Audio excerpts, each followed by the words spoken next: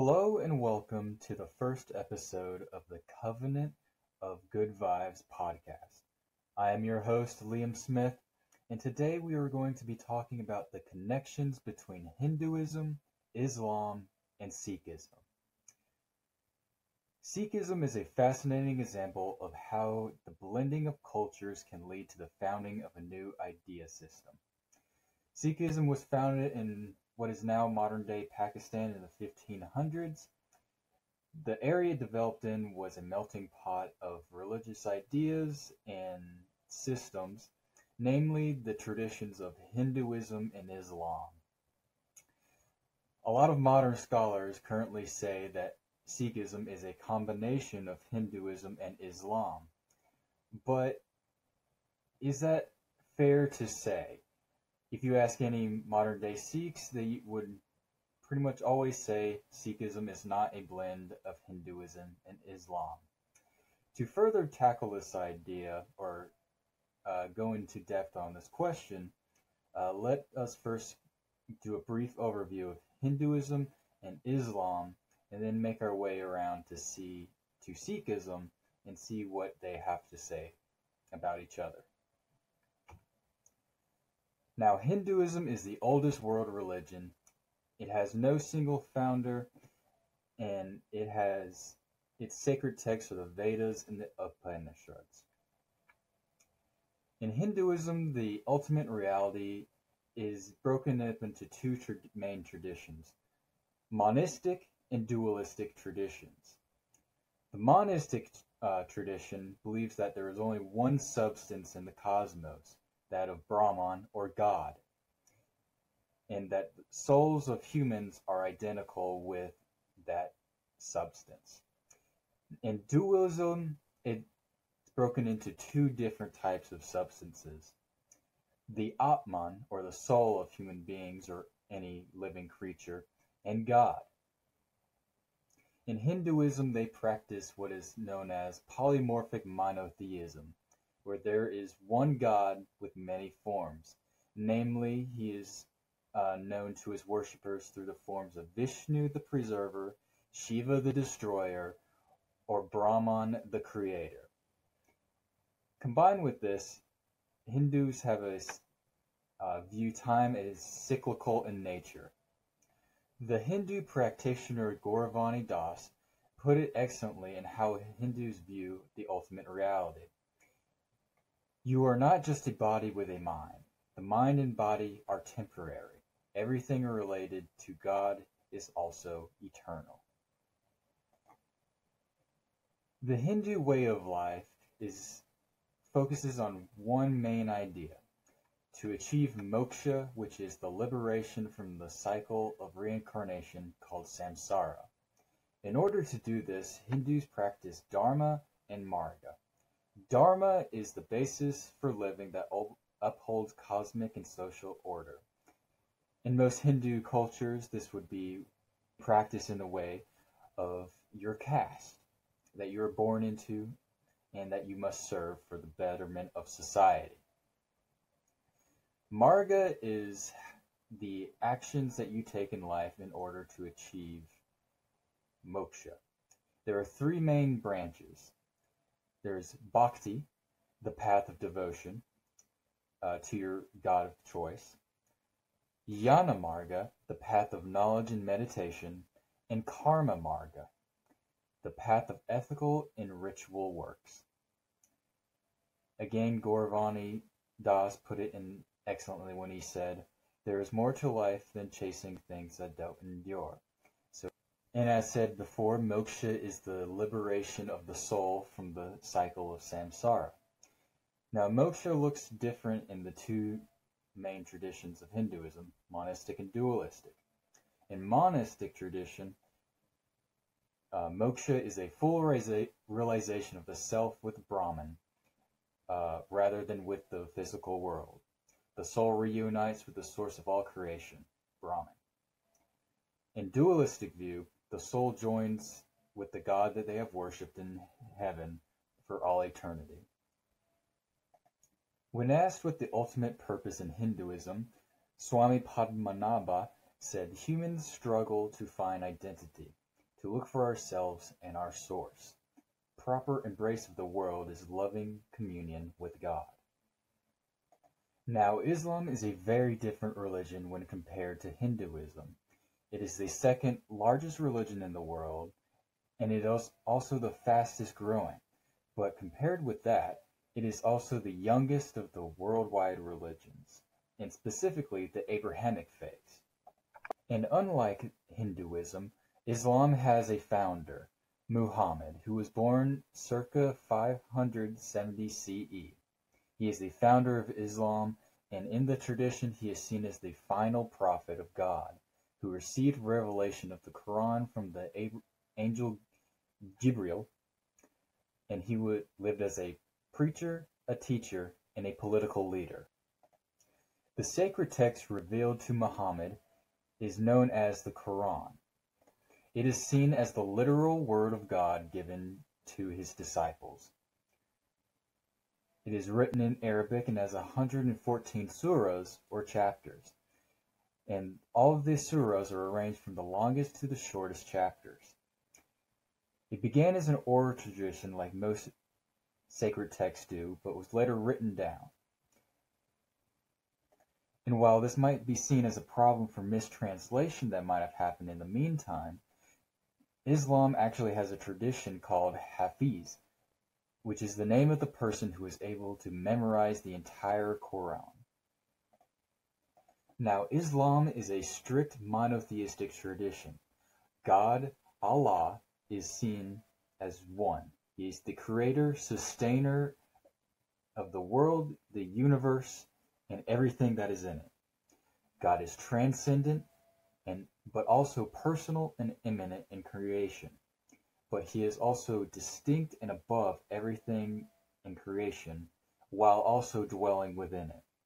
The elements of the beautiful natural world are seen as revelations from God, similarly to the Quran. And humans are able to learn about the ultimate reality through God's revelations, namely his prophets in the natural world.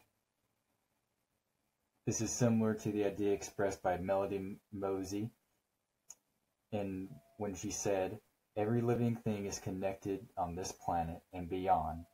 And the Islam practitioner Saad Janubi also put the way of life of Islam very well. It is a very structured way of life with daily rituals, namely 5 daily prayers, fasting at Ramadan, charity to the poor, and also a strict dress code for both men and women.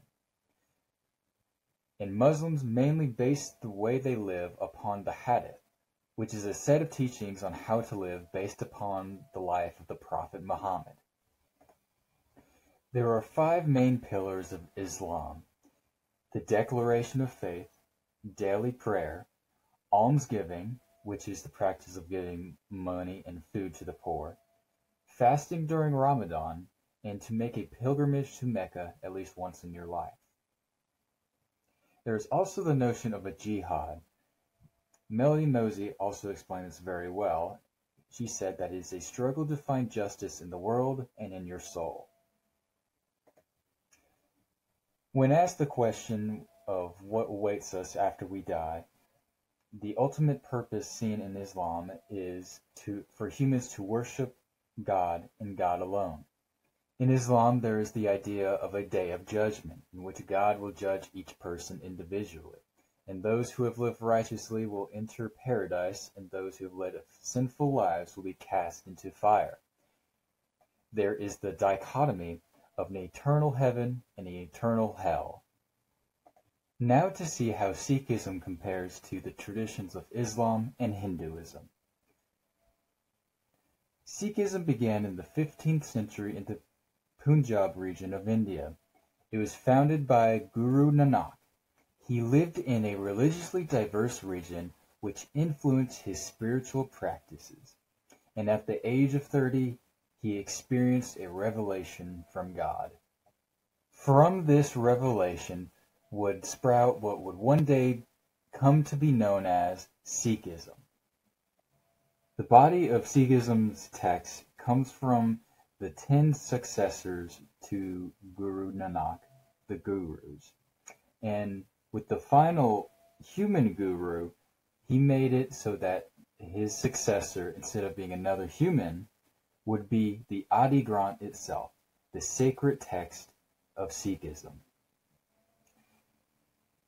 The Adi Granth is written in Arabic, Persian, Prakrit, and Sanskrit, and all copies have 1,430 pages. It is viewed as the final guru and is revered as the ultimate source of spiritual authority. And any building holding an Adi Granth is seen as a temple or a boudoir. The ultimate reality of Sikhism can be summed up with the phrase Ik Onkar, one God. Sikhism is a monotheistic religion similar to Islam, in which God is one, he is formless, the creator, the ultimate guru, and eternal. He is beyond all attributes humans can use to describe reality. And beyond human comprehension, God created the universe and human beings. And similarly to Hinduism, God is seen as creator, preserver, and destroyer. And also like Hinduism, humans are bound in the cycle of samsara. The way of life of a practitioner of Sikhism is to seek union with God. To achieve this, they practice meditation on the name and nature of God. They also read from the Adi Granth, perform charity to the poor and to their neighbors, and to show their devotion to God, they wear the 5 Ks: Kanja, a comb; Kesh, a head covering; Kora, a ring; Kirpan, a sword; and Kachera, shorts. The ultimate purpose of Sikhism is to seek liberation from samsara. Once a soul is released from the cycle of samsara, this brings about an experience of union with God. In order to achieve this, Sikhs seek to eliminate Haumai, which is seen as the self-centeredness of humans and how they focus on worldly matters and not on God. And Haumai leads to the 5 vices: lust, anger, greed, pride, and attachment. By eliminating all 5 of these, Sikhs believe they are able to be released from the cycle of samsara and become one with God. Now, in conclusion, is Sikhism a combination of Islam and Hinduism? While there are common ideas, such as monotheism present in Islam and Sikhism, as well as the idea of samsara common in Sikhism and Hinduism, there are a number of unique practices and traditions found in Sikhism, not found in any of the other traditions, such as the 10 gurus, having the Adi Granth as the final guru, and how Sikhs go about achieving their goal of liberation from samsara through the 5 Ks and their unique meditation practices. The question of whether Sikhism is a combination of Islam and Hinduism is very dismissive to the uniqueness found in Sikhism. While maybe at first it developed in a region that was a melting pot of cultures, and it borrowed ideas found in the 2 main traditions in the region that was founded, religions change over time, and in the time since its founding, Sikhism has definitely changed into its own unique practice. And if anything, Sikhism can show us how the combination of ideas and traditions can lead to new ways of thinking. In our modern world that is becoming more and more globalized, it might give us a hint of what we can expect in the future. That's all I have for today's episode, and thank you so much for listening to the Covenant of Good Vibes.